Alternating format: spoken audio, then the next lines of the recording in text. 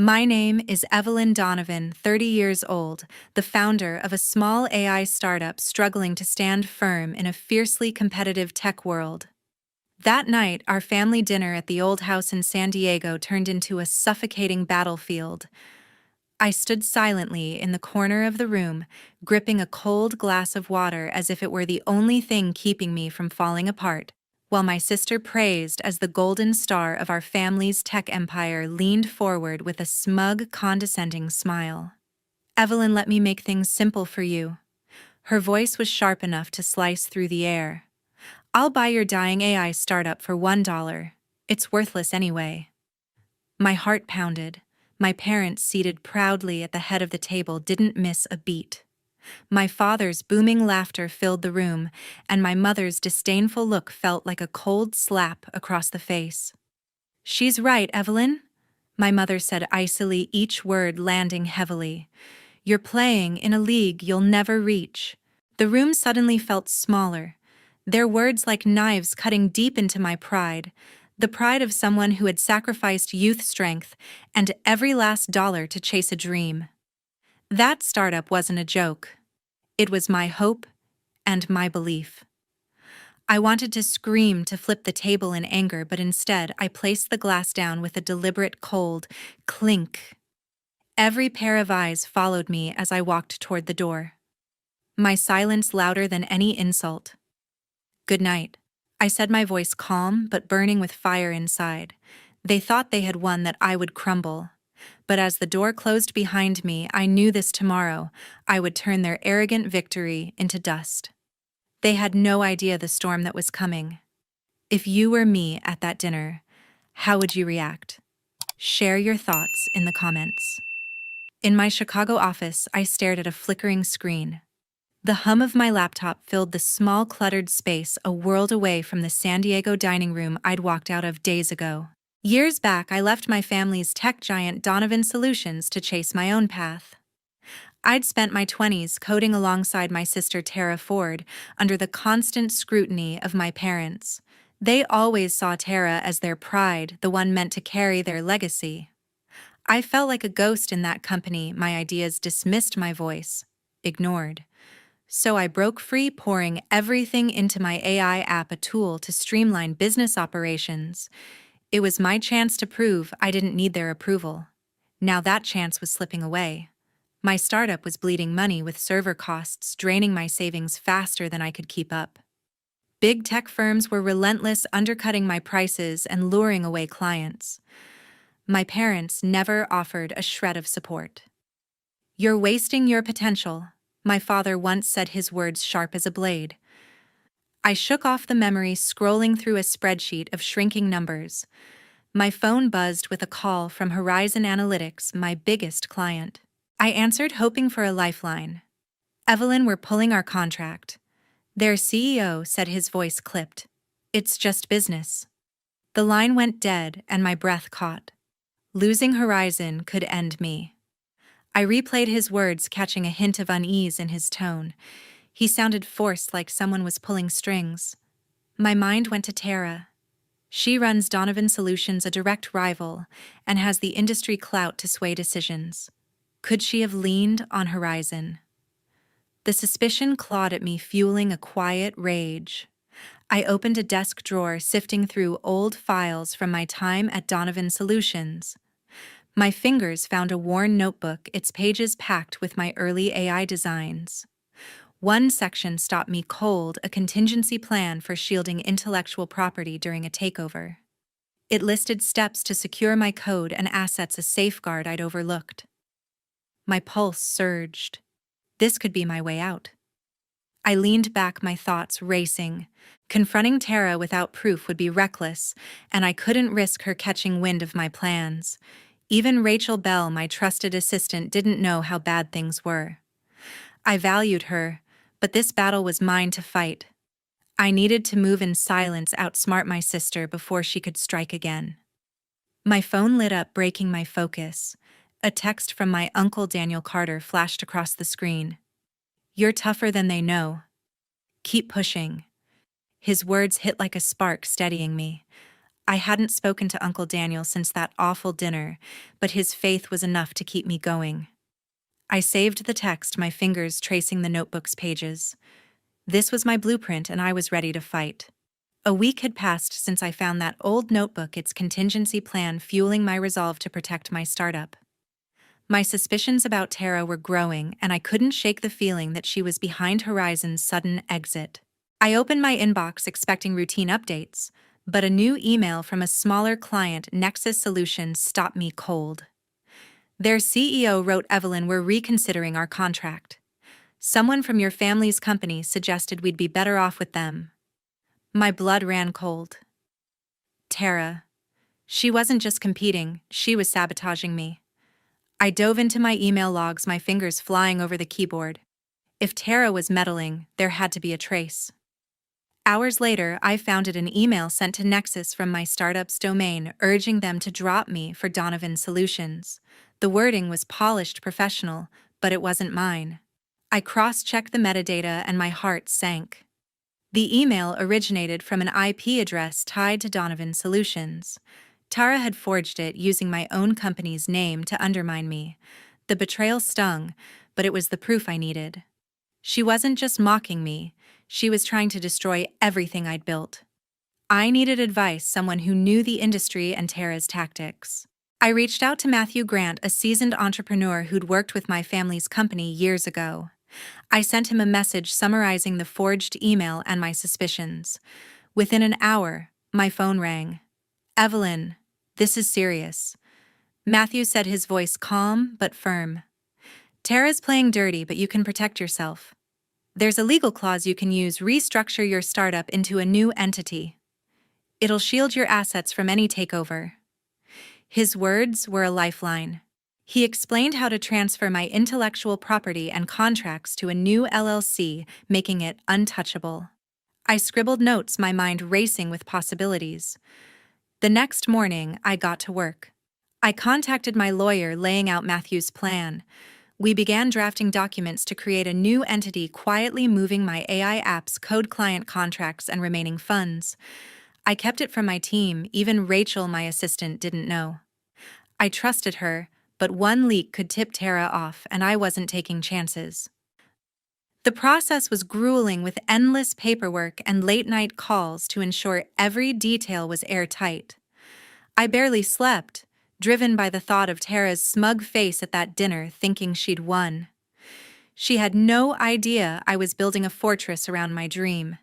My phone buzzed with a voicemail, interrupting my focus. It was from my Aunt Janet Stone, her voice dripping with disapproval.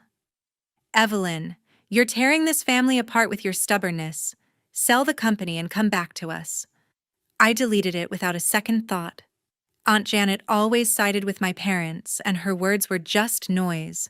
I had Matthew's plan, a forged email as evidence, and a new entity taking shape. Tara's move had backfired. She'd given me the ammunition to fight back. I saved the email's metadata to a secure drive, ready to use it when the time was right. 2 weeks after uncovering Tara's forged email, I was deep into fortifying my startup. The memory of her sabotage fueled every move I made. I spent days on the phone with my lawyer, hammering out the final details of the new LLC. We transferred my AI app's code, client contracts, and remaining funds to the new entity, ensuring it was untouchable by Donovan Solutions. Every clause was triple-checked, every asset locked down. I could almost hear Tara's smug voice from that dinner, but I pushed it aside. My startup wasn't just a business, it was my fight, and I wasn't losing. I turned my attention to my client list. Some partners had been acting cagey since Horizon pulled out their responses, vague or delayed. I didn't trust them anymore. I sent termination notices to 3 unreliable firms, cutting ties before they could jump ship. In their place, I reached out to smaller companies, startups like mine, hungry for innovation. By the end of the week, I'd signed 2 new contracts with local firms, their CEOs eager for my AI's efficiency. It wasn't enough to erase the financial strain, but it was a start. Each signature felt like a brick in the wall I was building against Tara. Then came a surprise. My assistant Rachel patched through a call from Emily Chen, a venture capitalist I'd never met. I heard about your AI at a Chicago tech meetup. Emily said, her voice sharp and curious. Can we meet? I agreed, and we met at a coffee shop downtown. Emily was direct, asking about my app's scalability and market edge. I laid out my vision, careful not to mention Tara's interference. By the end, she offered a tentative investment enough to keep my servers running for months. I walked away with her business card and a spark of hope. This could change everything. Back at the office, I dug through old client emails, still hunting for clues about Tara's reach. A message from a former client, Apex Dynamics, caught my eye. Their CTO wrote, "We stopped working with you after an email from your company warned us about financial instability." It didn't feel right. My stomach twisted. Another fake email, just like Nexus. I traced its metadata, and sure enough, it linked back to Donovan Solutions. Tara wasn't just targeting big clients, she was systematically dismantling my reputation. I saved the evidence alongside the Nexus email, my arsenal growing. With the San Francisco Tech Conference looming, I started drafting my presentation. I wanted to showcase my AI's potential and expose Tara's tactics without sounding petty. Rachel helped refine my slides, organizing data charts and client testimonials. Her efficiency kept me grounded, but I kept her in the dark about the emails. This was my battle, and I needed to control the narrative. Late at night, I rehearsed my speech, imagining Tara's face when I turned her game against her. Then I saw a post on X from Donovan Solutions boasting about Tara's unstoppable leadership and their latest deal. The comments were full of praise, calling her a visionary. My jaw clenched. She was parading her success while trying to bury mine. That post wasn't just a taunt, it was a reminder of why I had to win. I saved a screenshot, channeling my anger into focus. My speech was ready, my evidence was solid, and Emily's offer was a lifeline. Tara thought she had me cornered, but I was building my counterattack one step at a time. A week after finalizing my startup's new LLC, I was prepping for the San Francisco conference when the door swung open. Tara stormed in, followed by my parents, William Donovan and Karen Donovan, their faces set with smug confidence. Tara crossed her arms, her eyes glinting. "Evelyn, it's over," she said, her voice sharp. "Sell your startup to Donovan Solutions now, or we'll crush it." William nodded, his tone commanding. "This is your last chance to do the right thing." Karen added, "You're embarrassing the family with this failing venture." Their words were a calculated jab, but I was ready. I leaned back in my chair, meeting Tara's gaze. "I've restructured my company," I said, my voice steady. "All assets, code, contracts. Everything are in a new LLC, your takeover plan. It'll get you nothing but my old debts." Tara's face twisted, her composure cracking. "You're sabotaging our family," she snapped, stepping closer. "You think you can outsmart us?" I didn't flinch. "I'm protecting what's mine," I replied. "You started this, Tara, with your fake emails." Her eyes widened, but she didn't deny it. I'd struck a nerve. William's voice boomed. "We'll drag you through court, Evelyn." "You can't win." Karen smirked, folding her arms. "You're out of your depth." I pressed a button on my desk phone, and my lawyer, Sarah Mitchell, joined via speaker. "Everything Evelyn did is legal," Sarah said, her tone crisp. "The new LLC is airtight, and we have evidence of Tara's forged emails. Any lawsuit will backfire." William's jaw tightened, and Karen's smirk faded. They hadn't expected me to be this prepared. Tara's voice turned venomous. "You'll regret this, Evelyn," she hissed, pointing a finger at me. "I'll make sure of it." I stood, meeting her glare. "Try it," I said, my heart pounding but my resolve unbroken. "I'm not the one running scared." Tara spun on her heel, storming out with William and Karen trailing behind. The door slammed, but their threats didn't shake me. I'd spent months building my defenses, and they'd walked right into my trap. As their footsteps faded, Rachel poked her head, in a rare smile on her face. "Just got confirmation," she said, holding up a tablet. We signed a new contract with Vertex Tech. They love our AI's latest update. My shoulders relaxed for the first time that day. Vertex was a small but growing firm, and their deal strengthened my startup's foundation. I nodded at Rachel. "Good work," I said. She left, and I sat back staring at the door. Tara thought she could intimidate me, but I was done bending. My company was stronger than ever, and I was just getting started. A few days after facing Tara's threats in my office, I stood backstage, my heart racing as I prepared to take the stage. The tech conference was packed with industry leaders, and my AI app was my chance to shine. I adjusted my earpiece, glancing at the slides Rachel had helped me polish. The room dimmed, and I stepped into the spotlight, launching into my presentation. I explained how my AI streamlined operations, cutting costs for small businesses. The audience leaned forward, and I caught the eye of Laura Bennett, a prominent investor, nodding in approval. My confidence surged. This was my moment. Halfway through, I shifted gears. "Innovation thrives on integrity," I said, my voice clear. "But some will sabotage it."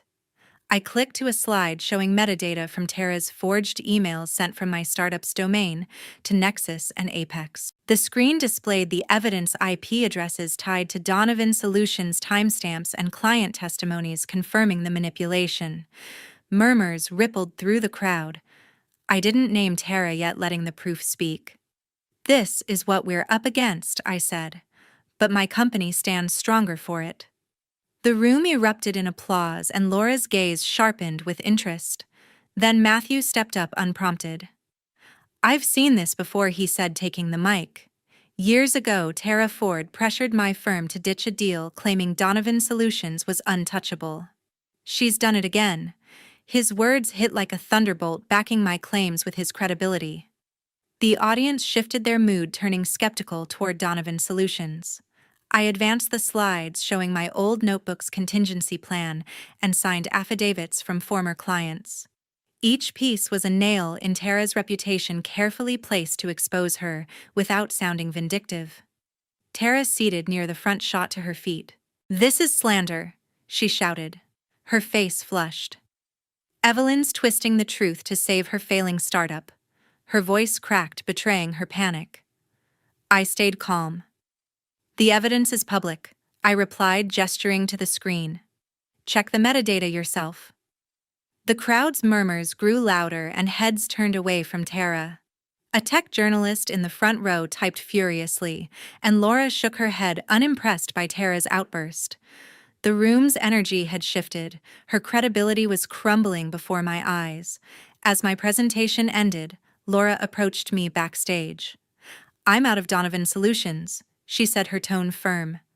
"Their ethics are a liability. I want to talk about funding your AI." My pulse quickened. This was a game changer. Laura's firm was a major backer of my parents' company, and her withdrawal would hit them hard. I thanked her, keeping my composure, but inside I was elated.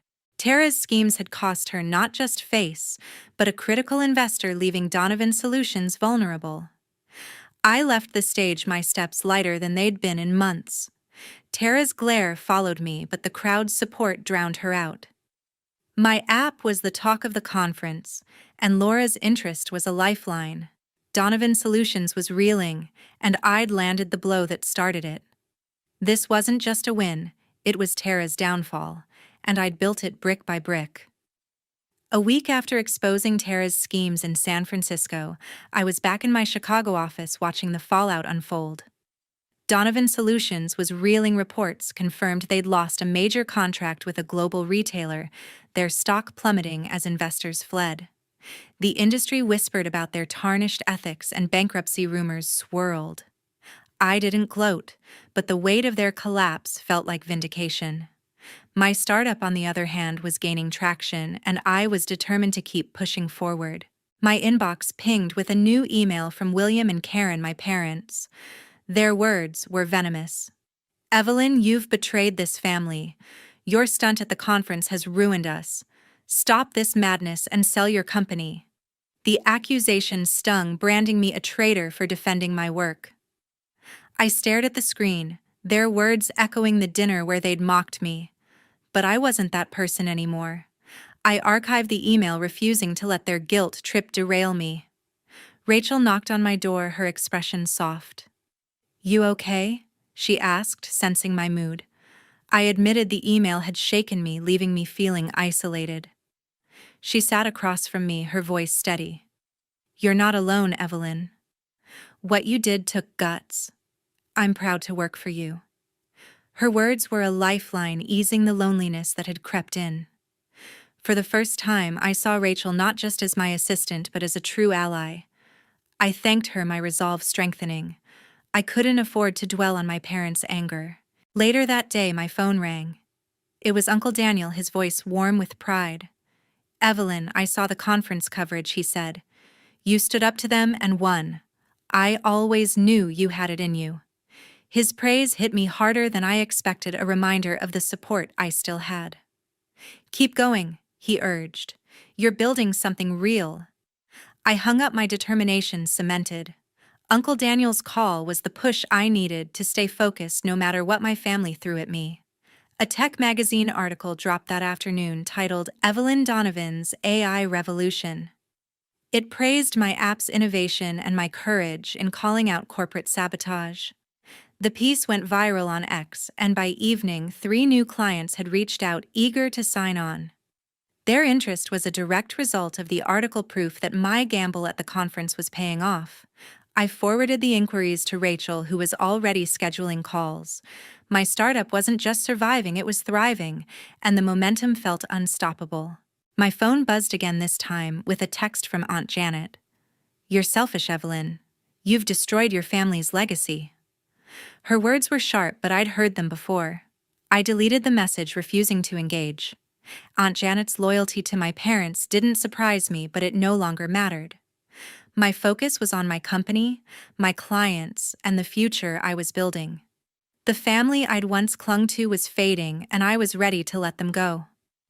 A few weeks after the tech blogs lit up with news of my conference triumph, I stood in my office watching the city settle into dusk. Donovan Solutions had officially filed for bankruptcy. Its collapse splashed across headlines. Tara, William, and Karen were drowning in financial ruin, their empire reduced to ashes. I felt no joy in their downfall, only a quiet relief that their grip on me was gone. My startup, though, was soaring, and I was ready to leave the past behind. I blocked their numbers and emails, severing all ties with my family. No more accusations, no more guilt trips. My parents' words once cut deep, but now they were just echoes of a life I'd outgrown. My focus was on my company, every line of code, every client call, every late night spent refining my AI. I wasn't just surviving, I was building something unstoppable, and I'd never let their shadows pull me back.